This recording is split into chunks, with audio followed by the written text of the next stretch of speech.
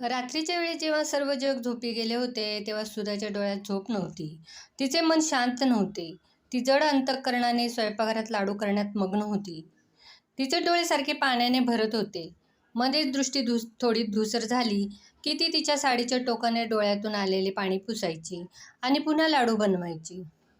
तिने आपला धाकटा मुलगा मीतसाठी दिवसभरात खूप काही पदार्थ बनवले होते. खारीपुरी, गोड पारे, चकली, लाडू आणि काय काय. पण तरी तिचे मन तृप्त झाले नव्हते. घरातून हॉस्टेलवर पहिल्यांदा जाणाऱ्या प्रत्येक मुलाच्या आईसारखीच अवस्था काव्याची झाली होती. एवढ्या लांब तो कसा राहणार? माझ्याशिवाय तो एकही काम नीट करू शकत नाही. तो नीट खाईल की नाही मला काय माहीत. त्याची काळजी कोण घेणार? घरापासून दूर तो कधीच राहिला नव्हता. सर्वात प्रतिष्ठित अभियांत्रिकी संस्था IIT-मध्ये क्रमांक मिळवणारा 20 वर्षाचा हुशार मीत, सकाळच्या ट्रेनने कानपूर IITला जाणारा काव्यासाठी अजूनही छोटाच होता. काव्य दिवसभराच्या मेहनतीने तयार केलेले पदार्थ बॅगेत ठेवत होती. तेवढ्यात मागून मीत किचनमध्ये आला. आई प्लीज मला झोपू दे. मी इतका वेळ झोपायचा प्रयत्न करत होतो, पण तुझ्या आवाजाने झोप येत नाहीये. आणि काय भरली पिशवी? अगं काय हे आई? कानपूर भारतात आहे, जपानमध्ये नाही. हे सगळं तिथं मिळतं. मीच्या चिडण्याने काव्याचे डोळे पुन्हा भरून आले. अगं मम्मी, प्लीज आता रडू नकोस. माझ्या प्रिय मम्मी, मला तसे म्हणायचे नव्हते. मीत आपल्या दुःखी आईला धीर देऊ लागला. मम्मी, मी IIT-मधून इंजिनिअरिंग करावे हे तुझे आणि बाबांचे स्वप्न होते ना. मग आज जेव्हा मी तुमचे स्वप्न पूर्ण करण्यासाठी जात आहे, तू अशी रडत बसलीस, तर माझा पाय कसा निघेल? जेव्हा दादा नोकरीसाठी बाहेरगावी गेला, तेव्हासुद्धा तुझी हीच अवस्था होती. तुमची दोन्ही मुले तुम्ही दाखवलेल्या मार्गावर पुढे जात आहेत. त्यांचे ध्येय गाठत आहेत आणि तू अशी रडत बसली आहेस. याचा तुम्हाला आनंद व्हायला हवा. मी आनंदी आहे बेटा, खूप आनंदी आहे. तू जाणार म्हणून माझे मन थोडे जड झाले होते. पण आता ठीक आहे. चल झोपू. नाहीतर सकाळी वेळेत उठू शकणार नाही. मी झोपायला गेला आणि स्वयंपाकघरातील आवरावर करून झाल्यावर काव्याही आडवी झाली. पण झोप अजून तिच्या डोळ्यापासून कोसो दूर होती. मनातल्या मनात ती मीतसाठी पॅक केलेला प्रत्येक पदार्थ पुन्हा पुन्हा आठवत होती. मी सगळे भरून ठेवले ना? मी काही विसरले नाही ना? जरा बेफिकीर आहे. कसे सांभाळणार तो सगळे? कसा राहील तो एकटा? आणि पुन्हा एकदा तेच प्रश्न काव्याच्या मनात घुमू लागले. रात्रभर डोळे उघडे ठेवून घालवल्यानंतर काव्याने मीतला ठीक 4 वाजता उठवले. मीत तयार झाला आणि जाण्यासाठी निघाला. जाण्यापूर्वी तो काव्याला समजावत राहिला. तू एकटीच काळजी करत बसू नकोस. 10-15 दिवसात बाबा येतील.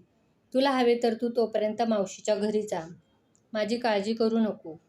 आता मी स्वतःची काळजी घेऊ शकतो. आईला अनेक सल्ले देऊन मीत निघून गेला. त्याचा सल्ला ऐकून काव्याला आपला मुलगा मोठा आणि शहाणा झाल्याचे जाणवू लागले. इतका मोठा की तो एकटाच जगाला तोंड द्यायला तयार झाला. त्याला आता त्याच्या आईच्या संरक्षणाची गरज नाही. त्याला आता माझी गरज नाही. अशाच त्रासात अडकलेली काव्या मीत गेल्यानंतर त्याच्या 4 खोल्याच्या आलिशान फ्लॅटमध्ये इकडे तिकडे फिरत होती. तिला काही काम करावेसे वाटत नव्हते आणि काहीच सुचत नसल्याने काव्या कपाटातून एक जुना अल्बम काढून तो बघायला बसली. तिची पहिल्या छायाचित्रावर नजर खेळली होती. तिचा पहिला फोटो आकाशसोबत होता. आकाशने गुपचूप काढलेला फोटो होता तो. त्यावेळी तो फोटो ती लपवून ठेवायची. कधी उशीखाली, कधी कपाटात, वर्तमानपत्राखाली. फोटो पाहून जुन्या गोड आठवणींनी काव्याच्या मनाला आनंद मिळाला. काव्या आणि आकाशचे नवीनच प्रेम होते. दोघेही कॉलेजमध्ये एकत्र शिकले. त्यांच्या प्रेमाचा आधार म्हणजे त्यांची परस्पर समज आणि मैत्री. एकीकडे आकाश इलेक्ट्रॉनिक इंजिनिअरिंगचे शिक्षण घेत होता. त्याला इलेक्ट्रॉनिक वस्तूंचे उत्पादन युनिट उभारायचे होते, तर काव्याला चित्रकार बनायचे होते. दोघे एकमेकांचे सहकार्य असल्यासोबत आपापली स्वप्ने साकार करण्यासाठी कटिबद्ध होते. पण आकाशच्या आईवडिलांचा अपघाती अकाली मृत्यू झाल्याने घराची आणि त्याच्या बहिणीची जबाबदारी त्याच्या खांद्यावर आली. परिणामी आकाशला आपले शिक्षण अर्धवट सोडून नोकरी करावी लागली आणि घर सांभाळण्यासाठी काव्याशी लग्नही करावे लागले. घर पुन्हा रुळावर आले की आपापली स्वप्ने पूर्ण करू असा दोघांचाही विचार होता. वडिलांच्या निधनामुळे आर्थिक अडचणीत आलेल्या आपल्या कुटुंबाला पुन्हा वैभवाच्या शिखरावर नेण्यासाठी कटिबद्ध असलेल्या आकाशने आपल्या 2 बहिणींच्या लग्नाची जबाबदारी उचलली. बँकेकडून कर्ज घेतले, एक छोटेसे घर उभारले, इलेक्ट्रॉनिक्स पार्ट्स बनवले आणि सतत मेहनत करून स्वतःला कामात झोकून दिले. आपल्या अथक परिश्रमामुळे आणि समर्पणामुळे त्यांनी लवकरच आपल्या क्षेत्रात स्वतःचे स्थान निर्माण केले. परंतु या घटनेत तो स्वतःचे घर, काव्याला पूर्णपणे विसरला. आकाशची स्वप्ने सत्यात उतरल्यानंतर काव्या चित्रकलेचा ॲडव्हान्स कोर्स पूर्ण करण्याचाही विचार करत होती. पण घर आणि संसाराच्या जबाबदाऱ्यांमध्ये ती इतकी गुरफटली होती की ती बाहेर पडूच शकली नाही. ती तिची महत्त्वाकांक्षा फार पूर्वीच विसरली होती. आकाशने घराची संपूर्ण जबाबदारी काव्यावर सोपवली होती. 2 वर्षापूर्वी त्यांचा मोठा मुलगा नितीनही नोकरीनिमित्ताने बाहेरगावी होता आणि आज जेव्हा त्याच्या आयुष्यातील शेवटचा केंद्रबिंदू असलेला मीतही त्याची प्रेमाची सावली सोडून निघाला होता. त्यामुळे काव्या एकटीच उभी राहिली. काव्याला असे वाटत होते की स्वतःचे अस्तित्वच विस्कटते. तिला निराधार, अर्थहीन वाटत होते. काव्या 2 आठवडे घरात एकटीच राहिली. तिला कुठेच जावेसे वाटत नव्हते. कधी ती तिच्या भूतकाळाची पाने उलटायची, तर कधी ती तिच्या 23 वर्षाच्या वैवाहिक आयुष्याचा आढावा घेऊ लागली. आज अचानक काव्याच्या डोळ्यासमोर ते क्षण तरळू लागले, जेव्हा तिचे काम पूर्ण व्हायला दिवसाचे 24 तासही कमी राहिले होते. तेव्हा काव्या काव्या, मम्मी मम्मी हाक ऐकू येत होती. घरात अधूनमधून, अरे मी आत्ताच आलोय, स्वतः काही काम कर, काव्या रागाने म्हणाली. आकाशला स्वतःहून रुमालही घेता येत नव्हता आणि मुले नेहमी तिच्या साडीला चिकटून राहायची. काव्या त्यावेळी खूप दमून जायची. तिला वाटायचे या जबाबदाऱ्यांमधून तिची कधी सुटका होईल माहीत नाही. आणि आज जेव्हा ती प्रत्यक्षात मोकळी झाली तेव्हा तिच्या प्रियजनांमध्ये मोस्ट वॉन्टेड असण्याची ती भावना हरवत होती. तिला आरामात बसून आकाशशी बोलायची इच्छा होती. काही दिवसातच काव्याच्या आयुष्यात किती मोठी पोकळी निर्माण झाली होती. ती काय विचार करत होती? प्रत्येकजण आपापल्या वाटेने निघून गेला. आता कुणालाही माझी गरज उरली नाही.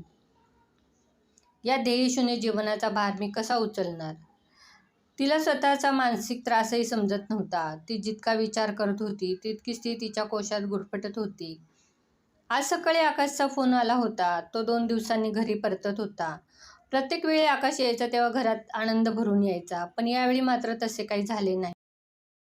आकाश आला होता. काव्या स्वयंपाक करत होती आणि अधूनमधून शेजारी उभ्या असलेल्या आकाशला त्याच्या गैरहजेरीत होणाऱ्या कामाची माहिती देत होती. जेवण झाल्यावर आकाश दिवाणखान्यात जाऊन बसला आणि काव्या येण्याची वाट पाहू लागला. पण काव्या काही ना काही काम उरकून आपली व्यस्तता दाखवत होती.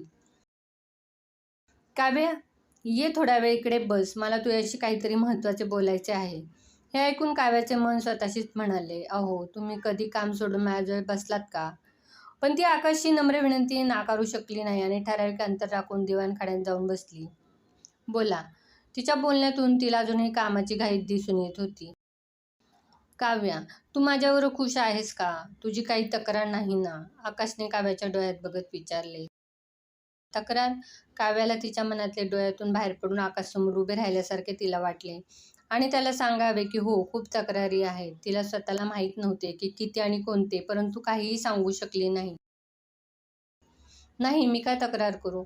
असेही नाही की मी तुला वेळ देत नाही. तुम्ही तुमच्या कामात व्यस्त आहात. माझ्यासोबत बसून तुमचा मौल्यवान वेळ वाया घालवणार नाही.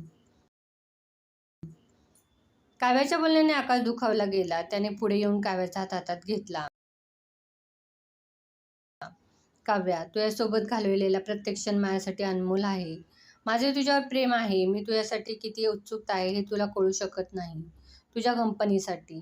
मला कळत होते की मी माझ्या व्यवसायामुळे घर आणि तुमच्याकडे पूर्णपणे दुर्लक्ष केले. पण मी काय करू? मी स्वतः असहाय्य होतो. असहाय्य? अचानक काव्याचा तिच्या कानावर विश्वास बसेना. होय काव्या, माझ्या आईवडिलांच्या अचानक निधनानंतर मला काय त्रास झाला हे तुला माहीत आहे. त्यांच्या व्यावसायिक भागीदारांनी आपला शेअर दडपून आपल्या रस्त्यावर आणले होते. वर बहिणींच्या जबाबदाऱ्या, आपले भविष्य, सर्व काही अडचणीत आले होते. बरं, देवाच्या कृपेने हळूहळू सगळे स्थिर झाले. पण या कटू अनुभवामुळे माझ्या मनात एक प्रकारची असुरक्षितता रेंगाळू लागली. कसली असुरक्षितता? काव्याने कुतूहलाने विचारले. मला वाटले की वडिलांसारखे मला अचानक काही झाले तर तुमचे काय होईल? मुलाचे भविष्य कसे असेल? ही चिंता मला रात्रंदिवस सतावत होती. म्हणूनच मी माझा व्यवसाय वाढवत राहिलो आणि माझा बँक बॅलन्सही सांभाळत राहिलो. पण जेव्हा मीची IITमध्ये निवड झाली तेव्हा मी या असुरक्षिततेवर मात केली. मला आत्मविश्वास वाटला की आता माझ्या मुलांना माझ्या मदतीची किंवा माझ्या बाजूने कोणत्याही सुरक्षेची गरज नाही. म्हणून मी माझा व्यवसाय मर्यादित करण्याचा निर्णय घेतला. इकडे तिकडे धावपळ करणे, रात्रंदिवस काम करणे आता बस झाले. मला माझे उर्वरित आयुष्य तुमच्यासोबत शांततेत घालवायचे आहे आणि तुझी चित्रकारी फुलताना आणि प्रगती करताना पाहायची आहे. तुम्ही हे काय म्हणत आहात? मी आणि माझी चित्रकारिता ही सर्व भूतकाळातली गोष्ट आहे. नाही काव्या, प्रतिभा कधीच मरत नाही. होय, अनुकूल परिस्थिती नसेल तर ती काही काळ दडपून जाते, पण तिचे अस्तित्व कधीच नाहीसे होत नाही. तुमच्या सहकार्याने आणि कर्तव्यनिष्ठेने माझी सर्व स्वप्न पूर्ण झाली, पण तू तिथेच राहिलीस आणि त्याबद्दल तुझी कोणतीही तक्रार नाही. पण माझ्याशी लग्न करून तुझी प्रतिभा खुंटली याचे मला नेहमीच अपराधी वाटायचे. पण आता वेळ आली आहे, तू स्वतःबद्दल विचार करून पुढे जा. यावेळी माझी पाठीशी उभे राहून सहकार्य करण्याची पाळी आहे. अचानक हे काय बोलताय? आता कुठे मला काही करता येणार? माझी विचारसरणी गंजलेली आहे. या वयात नव्याने सुरुवात करणे अशक्य आहे. आयुष्य ठप्प झाले आहे.